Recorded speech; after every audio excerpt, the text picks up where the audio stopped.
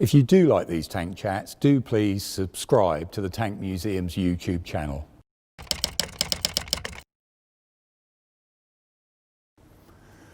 This tank chat is going to be about the T-62 Soviet-era tank, this tank behind me. And we've already done a tank chat on the T-54 and the T-55. And in that particular tank chat, I've talked about how the Soviet Union and the Warsaw Pact were going to potentially use their tanks and what their doctrine was if they had gone to war against the West, the NATO countries in the Cold War. So have a look at that if you want to understand the background to these types of tanks and how they thought they were going to be used. But I mentioned in that video, one of the points I make is that although the Soviet Union was a command economy, almost like a dictatorship in many ways, there was still rivalries between the factories and personalities. And of course, however much the Red Army was trying to prepare for the war it thought it was going to fight, outside influences obviously come into play. And that's part of the story behind the T-62 tank. What happens is when Stalin's deposed, when Khrushchev takes power, even though he's seen service in the Second World War, he's been at Stalingrad, actually Nikita Khrushchev is slightly anti-tank. He thinks that the age of the big, heavy tank is pretty much over. And he starts looking at the idea that perhaps anti-tank guided weapons are going to either mean the end of the tank on the battlefield, or we're going to have to fit many more missiles on our tanks to extend the range of their firepower. And that, you can see, is one of the influences that comes into the T-62 tank. Khrushchev, by the way, he stops in 1960 all the heavy tank development in Russia. He won't have any more of that done, and it also has an impact on why we see the tanks as they do. The Russians carry on building medium weight tanks, but if the weight of those tanks starts creeping up, there's always a worry that Khrushchev is going to be saying, oh, you're getting into the heavy tank category, and he's not going to approve something. So it's another one of the reasons why the Red Army tries to keep its tanks below 40 tons, even though they do start creeping up in time. Another big external influence is when the Americans put the M60 tank into service in 1960, and with its 105mm gun, that is estimated to have an armour protection level on the M60 tank that the standard T-54 with its 100mm gun is not going to be able to penetrate. And that really puts the fright into the Red Army High Command, certainly those looking at armour. Now, we've mentioned before about how a tank is put together. Quite often we see the end result. Quite often it might well be the part of lots of different development programs that are going on at the same time. Now, one of the Russian programs was to develop a gun that was going to supersede the 100mm gun that was on the T-54 and the T-55 tank. Now, you can understand that because inevitably this is still an era where everybody thinks gun sizes are going to creep up because we're going to need more firepower to penetrate more armour in the longer term. So developments for guns are going on, but also partly in mind of that Khrushchev directive to keep the weight of a tank down. The Soviets are looking at new engine types, and they're looking at one point, they're starting to look at a gas turbine, and they're looking at a much more lighter, sophisticated tank, and that program's ongoing as well. But the conflux of this now, all of a sudden, we think we have an enemy tank that our standard tank gun can't penetrate, we need to get something into service quickly, means that the T-62, it was actually under a development term called Object 166. Basically, the T-62 is pushed forward very quickly, even though there's other projects going on, almost similar, that we would perhaps think are going to be the next tank in terms of the major replacement or parallel object, as it were, going on in time with the T-54, T-55 tank. For example, the tank that comes out ultimately of the T-64 is being developed very much at the same time as the T-62. But the Russians, the Red Army, think they need this tank in a bit of a hurry to get this gun out there to the frontline troops, so it can take on what they would consider one of their main opponents, which would be the American Army and NATO. So what do you get when you get a T-62 tank? Now the T-62, in many ways, you have to think of it almost like an enlarged T-54 or T-55 tank. What they're really doing, they use the same engine, pretty much the same transmission, a lot of the same components, but they just make the hull longer and wider, and they have to build a bigger turret to fit this new 115mm smoothbore gun in. And that bigger turret is actually 40 centimetres wider on the turret race. And you can actually see when you look closer at this tank, it's got a slight overhang from the main part of the hull to support this frying pan shaped turret. They're keeping a lot of the ideas coming forward from the T-54, T-55 series, but they're only changing the tank when they really have to accommodate the gun. And that means they can put it into production quicker and get large numbers out there. Now, the T-62 is first accepted by the Red Army in 1961. In essence, it's approved. 25 are built for trials. Production starts the following year in 1962, hence T-62. And it's not actually seen in public on one of the May Day parades till 1965. That's the first time the West really starts seeing it, although of course intelligence has been trying to gather information, take photos, etc. a lot earlier than that. So what do we get? Looking at the tank, same layout as T-54. The driver is on the front. As you're facing forward, he's on the left-hand side. He's got a hatch that lifts up, turns to the left-hand side, 2 periscopes on the front, one of which can be removed and fitted with an infrared driving periscope that means he can look about 50 meters ahead. And there's normally on this bracket here 2 headlights, 1 standard white light, 1 infrared. As there is on the turret there, you can see this whopping great big searchlight that's fitted next to the main gun in a coaxial position. That can be used for infrared as well. Now, infrared really means that you can see to a certain degree at night. The downside of infrared is it's a detectable system. In other words, as soon as you turn it on, if you've got infrared detectors, you know where that source is coming from. So the driver's there in the front. He sits pretty much next to 16 rounds of this 115mm ammunition, so 16 rounds are stored there. Overall, the tank takes about 40 rounds into action with it.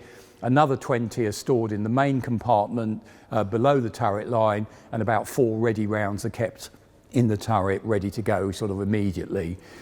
In the turret itself, there's a standard 3-man turret layout. So you've got the commander, you've got the gunner who sits in front of him, and you've got the loader on the other side. And the loader, you can see the station there, has got the fitting on the top.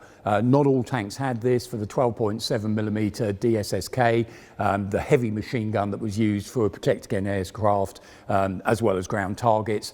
And coaxially next to the main armament was a 7.62 PKT machine gun as well.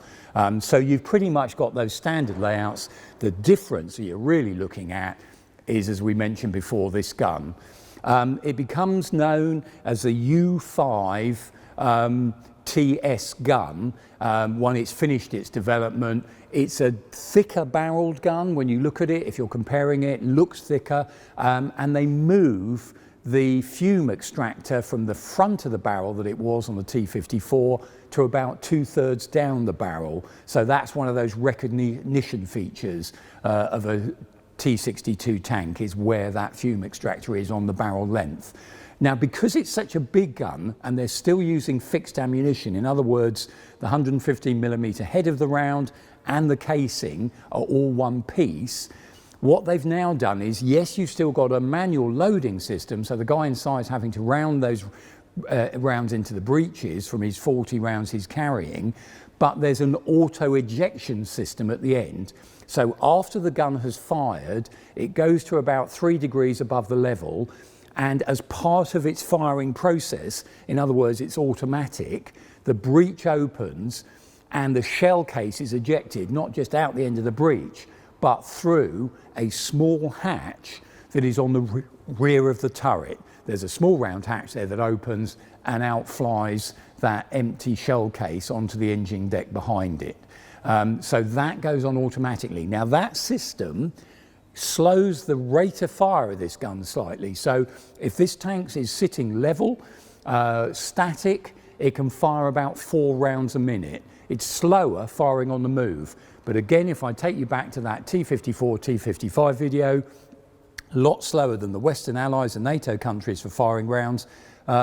But again, the Red Army's thinking that doesn't matter because we've got many more of these tanks doing their firing than there would be on the NATO countries' side. So in other words, they're swamping the battlefield with T-tanks. So the issue about how slow they are in firing is less of an issue because there's so many of them. And this, with this brand new type of smoothbore gun, what they're now looking at firing is armour piercing, discarding sabot, fin stabilised rounds. And that means basically you're firing now these cylinders with a long metal dart in. Now the Russians, this is the first tank that's fitted with a 115mm smoothbore gun. They've got rid of the rifling. This again is part of that project that was going on. Think back to what we said about Khrushchev. The Russians are looking at how tanks can fire missiles, anti-tank guided weapons. That is what the smoothbore gun enables these tanks to do much more effectively than a rifled gun. And so in its development process, the T-62 ends up being issued with missiles that can be fired from the gun, which extends their range. So they don't only fire those fin rounds or high explosives. And again, because this is a tank that has been in service a long time, obviously the number of countries have done upgrades on them, and the ammunition range has been extended as well. Now, about 20,000 of these tanks are actually made by the Soviet Union.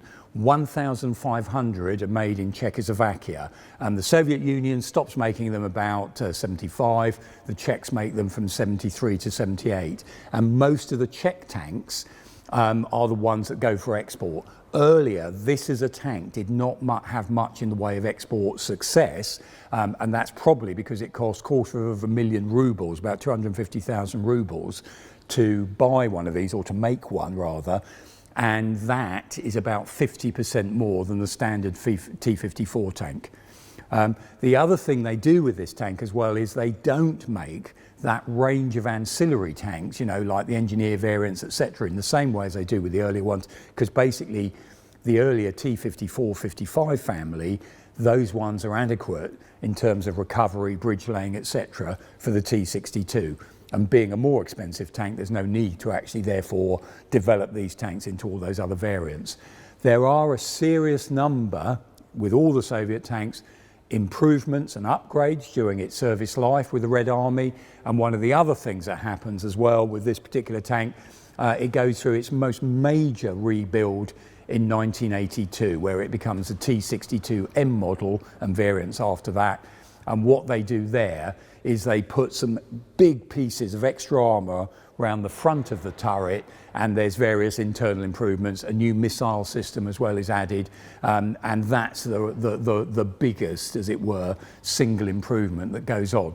Again, as in many armies, not the whole fleet gets improved, only parts of it, and not all those sold on to other countries get those improvements over time as well. There's quite often individual countries have their own upgrade programs, which, like as I say on the T-54, 55 talk, you know, what goes on is it's very hard actually keeping up to date with every single model and every single upgrade that's happened. But underneath it all, it's quite rare nowadays to actually find a T-62 that hasn't had some form of upgrade. And certainly in the Red Army, tanks will also go back to the factory to be rebuilt to the latest standard. That was another thing that went on that way. In the back, you've got the transverse mounted V12, the same V12 diesel engine that was in the T-54. Down the side, you've got fuel tanks on the outside, and there's an internal fuel tank. You could range about 430 kilometers with just a standard fuel, but if you add 2 extra drums, that's another 200 kilometers. So think of one of those big drums of fuel on the back, about another 100 kilometers range there. It takes its power to the rear drive sprocket. It's got 5 sets of double rubber-rimmed road wheels, and again between the 3rd and 4th road wheel there's a gap, a longer extension. That's another identifying feature of the T-62, and the 1st and the last road wheel have an hydraulic bump stop, as it were, sort of a suppressor there as a shock absorber. The tracks you can see have no rubber pads on. In the West we tended to call those aggressive track. It was just metal, lots of cleat to dig into the ground. And again, I've mentioned before, if you drive that on a tarmac road on a day, it's pretty warm here today, that would quite happily eat into the tarmac. That again was not a concern of the Soviets at the time in the Red Army. They just wanted as good a grip on the ground as possible. 96 links on each of the sides of the track there, and a set of tracks is about 1,386 kilograms, you know, so that's a lot of weight. No return rollers, it's just sags over those road wheels as it's going along that way. As part of that track system, one of the distinctive features of Soviet T-tanks is a noise they make when they're going along. You'll hear this very distinctive, you can hear the engine note, but this tack, tack, tack, tack, tack type noise going on. That dates back to the T-34, where what's going on is, because the pins on the track holding the links together, there's nothing to secure them on the outer edge, only on the inner edge. And what happens, they drift inwards, and there is a wedge on the back just behind the rear drive sprocket that comes out from the hull, and as that pin comes past, it's pushed back into its place in the track, and that gives that distinctive tack, tack, tack noise as it's going along. Another one of those recognition features for a T-62 or any of those Soviet T-tanks really. Other issues about the tank, just like the T-54-55, they can make it sort of deep weight up to about 1.4 meters, but they also carry a snorkeling system. And this was because, again, if they'd been attacking in the West, they knew the NATO countries would be blowing up many bridges. It takes about 8 hours to fully set up the snorkel system. When they're training, they have a wider snorkel. It's a narrower one when they're going on operations.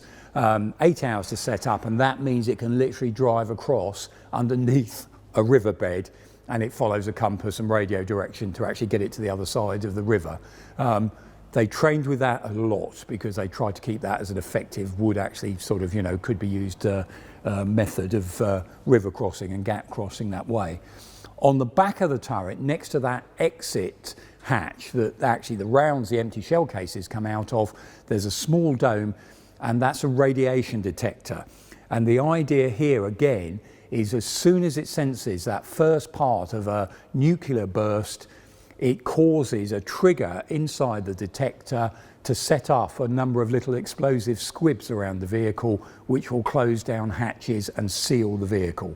And so they were hoping this was going to be able to survive nuclear contamination. Interestingly, it doesn't have a filtration system until the much later models to take out chemical weapons as well. So you were still vulnerable there to chemical attack in this vehicle. This particular T-62 was captured in the Gulf War and brought back from the Iraqi forces for analysis in the UK. T-62s are now in service with about 10 countries around the world. So again, as we mentioned before, even though it seems to be a dated tank, because it tends to be reliable, because there's a good spares system, because it works on the day you want it to, this is a tank that, again, even though it's dated, still sees action.